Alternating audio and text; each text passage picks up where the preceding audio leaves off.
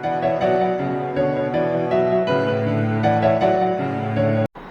हिंद दोस्तों आज हम इस वीडियो में बात करने वाले एक बहुत ही कॉमन पेन के बारे में। दोस्तों ये एक नर्व पेन है, यानी एक नस का दर्द है।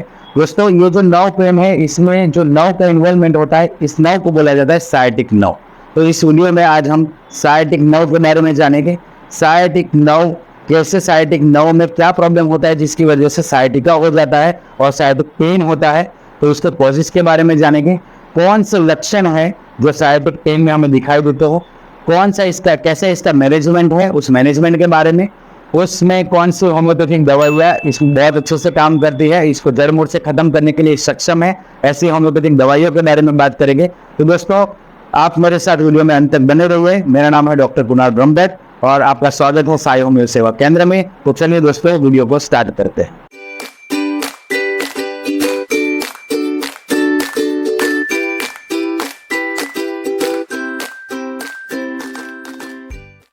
तो चलिए दोस्तों पहले बात करते हैं साइटिका के पेन के बारे में। साइटिका के पेन के बारे में बात करने से पहले दोस्तों हम समझते हैं कि साइटिका के पेन में कौन सी नर्व का इन्वॉल्वमेंट होता है। दोस्तों जिस नर्व का इन्वॉल्वमेंट होता है साइटिका के पेन में, उस नर्व का नाम है साइटिक नर्व।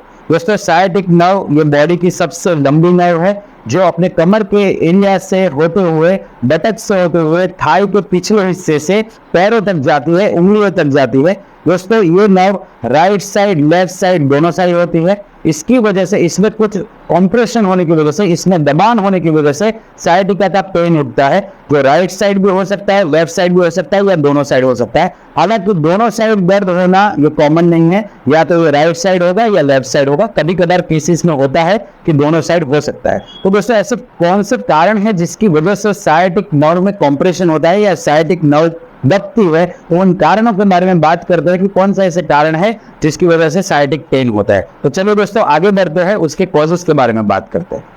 तो दोस्तों चलिए आगे बात करते हैं साइटिका होने के कॉजेस के बारे में। कौन से ऐसे कारण हैं जिसकी वजह से साइटिक नर्व में कॉम्प्रेशन हो सकता है या साइटिका हो सकता है। तो दोस्तों साइटिक नर्व में कॉम्प्रेशन होने के बहुत सारे कारण हैं। उसमें से जैसे बात करें तो पहला कारण है स्लिप डिस्क होना, या डिस्क का बल्जिंग होना, या तो फिर हार्निएटेड डिस्क होना। दोस्तों उसका मतलब होता है कि जो हमारी वर्टिब्रा है, उसमें जो लंबर रीजन में L4 L5 या L5 S1 जो वर्टिब्रा है, उसके बीच में जो गादी होती है, जो स्पॉन्ज होता है, उसका बाहर आ जाना। तो दोस्तों ये जब स्लिप डिस्क, इसको सारी भाषा में स्लिप डिस्क बोला जाता है। तो दोस्तों जब स्लिप डिस्क होता है तो इसकी वजह से साइटिक नर्व का वहीं से रूट होता है, वहीं से उसका निकलना होता है। उस साइटिक नर्व में कॉम्प्रेशन होता है, उस कॉम्प्रेशन की वजह से उसका जो पेन है वो वहां से होकर स्टार्ट होता है, पैरों के नीचे से होते हुए पैरों की उंगलियों तक ये कंप्रेशन फील होता है, जिसको रेडिएटिंग पेन बोला जाता है। रेडिएटिंग पेन यानी कि वहां पे पेन तो है, उसके साथ साथ में पेन कंटिन्यूअसली नीचे की तरफ आता जाएगा। तो दोस्तों ये सबसे कॉमन और सबसे पहला कारण है साइटिका होने का, स्लिप डिस्क। आइए दोस्तों आगे बढ़ते हैं, दूसरे कारण की बात करते हैं। दूसरा कारण क्या है दोस्तों, बात करते हैं दूसरे कारण की। तो दूसरा कारण है लंबर कैनल स्टेनोसिस, यानी कि दोस्तों हमारी जो वर्टिब्रा है उसमें जो लंबर वाला पोर्शन है, यानी कि L1 से लेके L5 तक और इंक्लूडिंग S1 S2, ये जो लंबर कैनाल है उसमें नैरोइंग हो जाने की वजह से, यानी कि वो लंबर कैनाल में किसी कारण की वजह से नैरो हो जाने की वजह से जो नर्व वहां से निकलते हुए साइटिक नर्व, उसमें कॉम्प्रेशन होता है, जिस कॉम्प्रेशन की वजह से दोस्तों साइटिका हो सकता है। दोस्तों तीसरा कारण है स्पॉन्डिलोलिस्थेसिस। दोस्तों स्पॉन्डिलोलिस्थेसिस में जनरली जो वर्टिब्रा का जो बोन होता है वो अपने नीचे वाले बोन के ऊपर प्रेशर देता है या उसके ऊपर दबाव देता है, जिसकी वजह से वहां से जो नर्व निकल रहे हैं उसके ऊपर कॉम्प्रेशन हो सकता है, जिसकी वजह से दोस्तों साइटिका हो सकता है। तो दोस्तों वर्टिब्रा कॉलम में बहुत सारे ऐसे कारण है, जैसे कि स्लिप डिस्क है, फिर लंबर कैनल स्टेनोसिस है, या स्पॉन्डिलोलिस्थेसिस है। तो दोस्तों इन सब कारणों की वजह से अल्टीमेटली कॉम्प्रेशन होता है साइटिक नर्व पे, और उसी कारण से साइटिका डेवलप होता है, जो है पूरे वहां से लेकर जहां से साइटिका नर्व पास होती है वहां पे पेन हो सकता है। दोस्तों इसके अलावा एक और कॉमन कॉज है degenerative changes of lumbar region. दोस्तों यहाँ पे जो लंबर वर्टिब्रा है उसमें डीजनरेशन होने की वजह से, यानी कि घर्षण होता है, जो एक एज के बाद ये वर्टिब्रा धीरे धीरे घिसने लगती है, तो इसके घिसने की वजह से इसमें जो कॉम्प्रेशन डेवलप होता है, ये भी एक कारण हो सकता है साइटिका होने का। इसके साथ दोस्तों प्रेगनेंसी के टाइम पे भी ये देखा गया है कि साइटिका पेन हो due to overweight, due to child bearing जो वेट होता है उसकी वजह से साइटिका हो सकता है। दोस्तों ओबेस लोगों में ज्यादातर देखा गया है साइटिका होना, क्योंकि जब ज्यादा बॉडी वेट हो जाता है तो उसका अल्टीमेट जो वेट है वो वर्टिब्रल कॉलम पे पड़ता है, जिसकी वजह से ये प्रॉब्लम हो सकता है। दोस्तों साथ में हमें उसमें ज्यादातर साइटिका होने का चांस ज्यादा रहता है, क्योंकि उनको वेट बियरिंग चीजों वजन उठाना या घर के कामों में ज्यादा वजन उठाने की वजह से या ज्यादा ओवरवर्क करने की वजह से ये चीज देखी गई है। तो दोस्तों ये सारे कॉमन कॉजेस है जिसकी वजह से साइटिका हो सकता है, जिसकी वजह से साइटिक नर्व पे कंप्रेशन हो सकता है और साइटिका डेवलप हो सकता है। दोस्तों आगे चलते हैं, बात करते हैं इसको सिम्टम्स के बारे में कि अगर साइटिका होगा तो कौन कौन से लक्षण देखे जाएंगे। चलिए दोस्तों आगे चलते बात करते हैं साइटिका के सिम्टम्स के बारे में।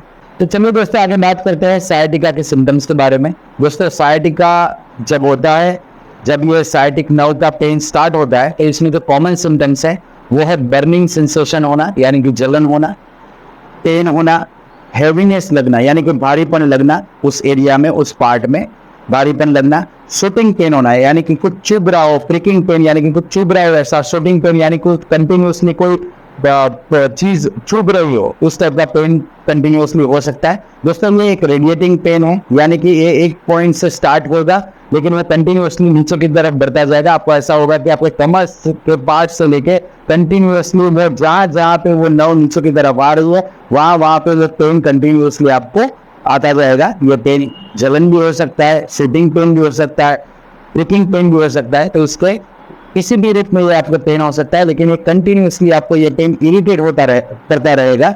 दोस्तों ये पेन माइल्ड भी हो सकता है, जिसको आप टॉलरेट कर सकते हो, इग्नोर कर सकते हो, आप अपना रूटीन काम कर सकते हो, वहां से लेके दोस्तों ये सीवियर फॉर्म तक हो सकता है कि जिसमें आप उस पर टॉलरेट नहीं कर पाते हो। तो दोस्तों ये थी उसके लक्षण के बारे में कुछ जानकारी।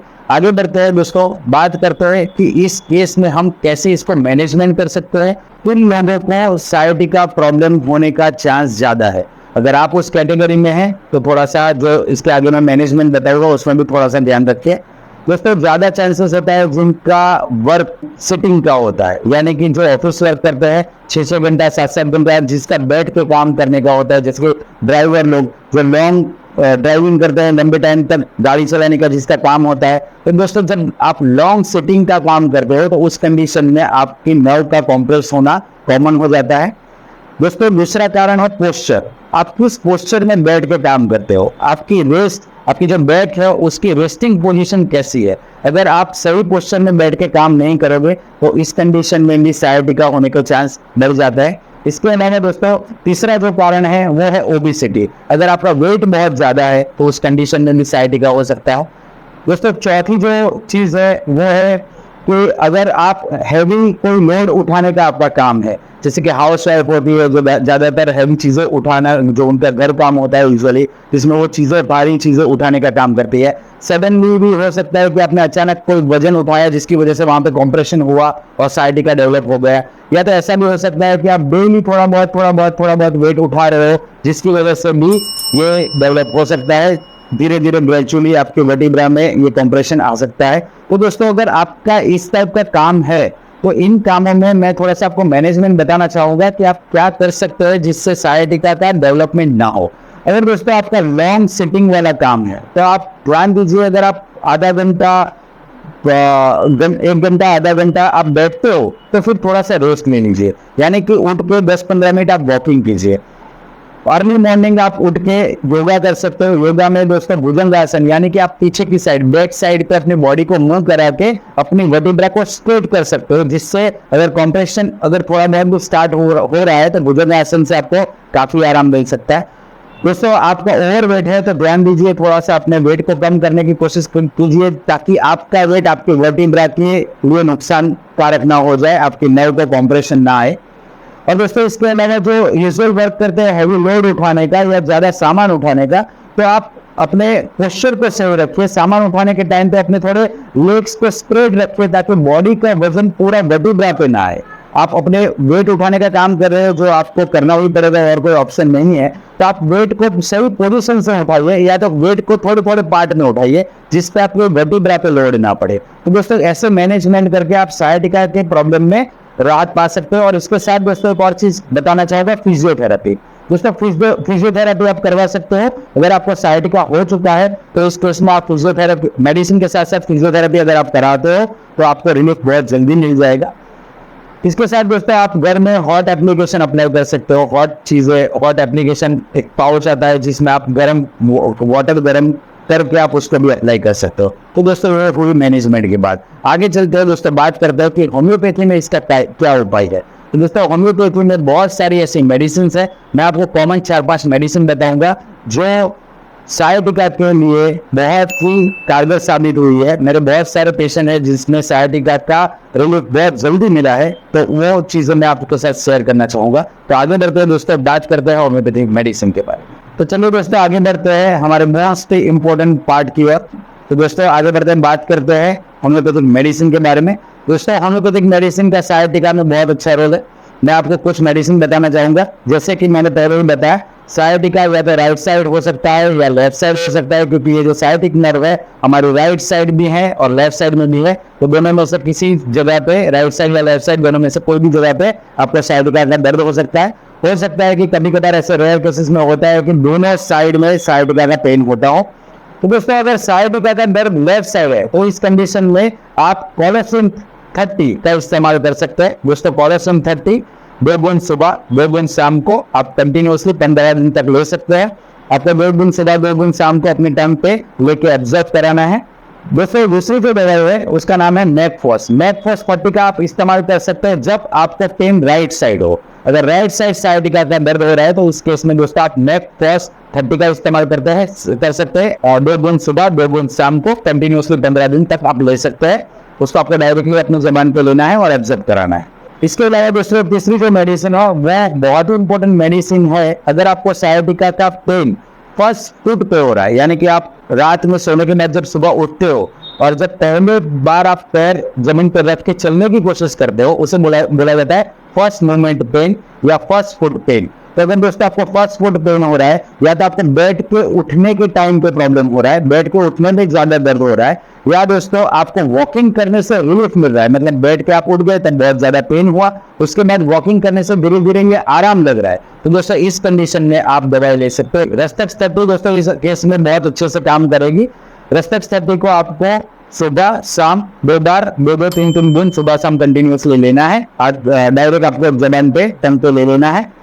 इसके अलावा दोस्तों एक और दवाई है मेथिलिनम। दोस्तों मेथिलिनम 30 आप ले सकते हो इन केसेस में जब आपको सेंसेशन ना हो रहा हो, जब आपको नमनेस हो रही हो, यानी कि आपका जो साइटिका का दर्द है वहां पे आपको कुछ फील ना हो रहा हो, नमनेस लग रही है, डायमंड झंझनाहट जैसी हो रही हो और आपको कुछ फील ना हो रहा हो, तो दोस्तों ऐसे केसेस में, ऐसे पेन में आप मेथिलिनम 30 ले सकते हो। उसको भी आपको 2-3 बूंद सुबह शाम कंटिन्यूसली लेना है।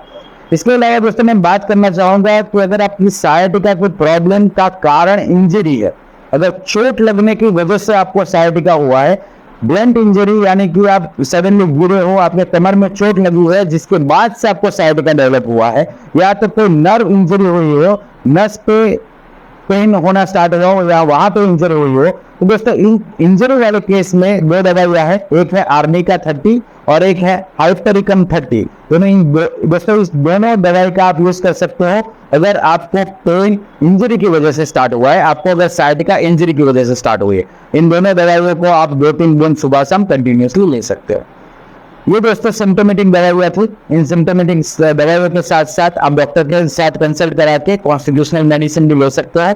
कॉन्स्टिट्यूशनल मेडिसिन यानी कि आपके प्रकृति के अधीन कौन सा आपका प्राकृतिक कारण है या कौन सी ऐसी प्रकृति है आपकी प्रॉपर, जिसके बेस पे homeopathy doctor generally constitutional medicine भी प्रिस्क्राइब करते हैं। तो ये तो सिम्टोमेटिक दवाई है, इससे तो आपको टोटल राहत मिलेगी। साथ में अगर आप कॉन्स्टिट्यूशनल मेडिसिन लेते हो तो बहुत जल्दी फायदा मिलेगा आपको। दोस्तों इसके साथ एक और कॉम्बिनेशन में बताना चाहूंगा R71। दोस्तों R71 एक रेक्वेट कंपनी का कॉम्बिनेशन है।